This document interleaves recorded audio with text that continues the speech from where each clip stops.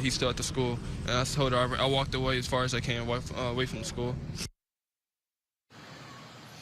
And that was the message that we've heard from so many students today as they were leaving the school, just really shaken up by this tragic shooting.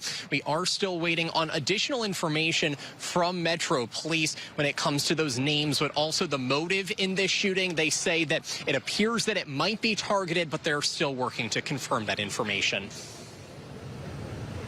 Okay, Brendan Tierney live for us, continuing to gather information. Brendan will pop back in as we receive more updates from officials out here today. One of the officials giving an update was Dr. Adrienne Battle, Director of Schools for MNPS. She was talking about commitment and understanding how this all happened. She even spoke to, we know there are questions from parents and those in the community about things like stationary metal detectors, ways this could have been prevented.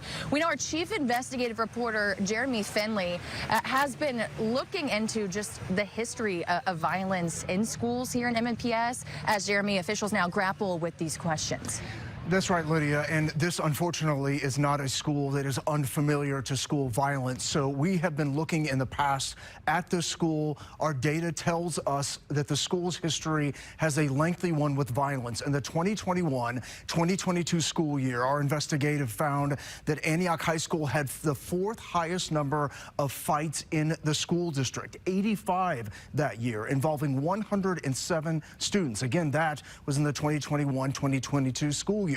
But fast forward to October 16th of last year, a student was arrested for bringing a gun to school. Police say they found a loaded handgun in the boy's pants when he arrived at school that day.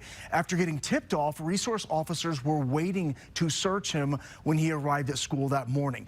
The very next month, that was November 19th, 2024, someone made a false threat against the school. Police say someone told them about a threat to shoot up a high school in the district. They then got a phone call the day before about a shooting at Antioch High School, and that turned out to be a hoax. So that's just a brief history in the last several years of what Antioch High School has dealt with in terms of fights and other violence. It's tragic to show that last year a boy actually brought a gun to that school, but thankfully he was found. I'm going to toss it back to you.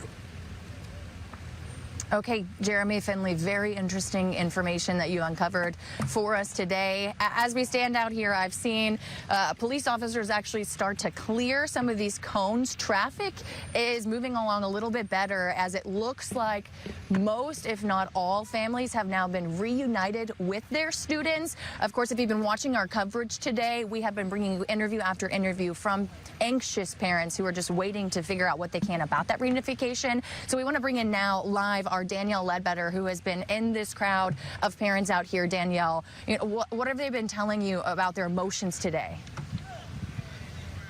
Yeah, Lydia, so this is quite a different sight than from what we saw a few hours ago. Just a few hours ago, this whole entire hill was completely packed of parents filled with a range of emotions. Some people were upset, some people were angry, people sad, just trying to get reunified with their child. So we talked to one woman who said it was just about seeing her child. She said her daughter texted her and said that she was okay, but she said that wasn't enough. She needed to see her. Take a listen from that mom.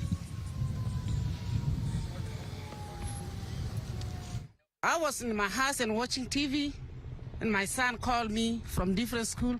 He said, "Mommy, Rebecca texted me, you want to go and pick her up." I said, "What's happened?"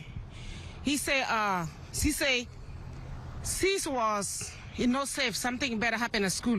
I feel nervous because I want to see my child.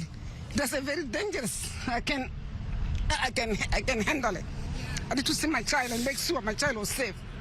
Because this day, your child can leave from home, and then a little bit, they told you your child died.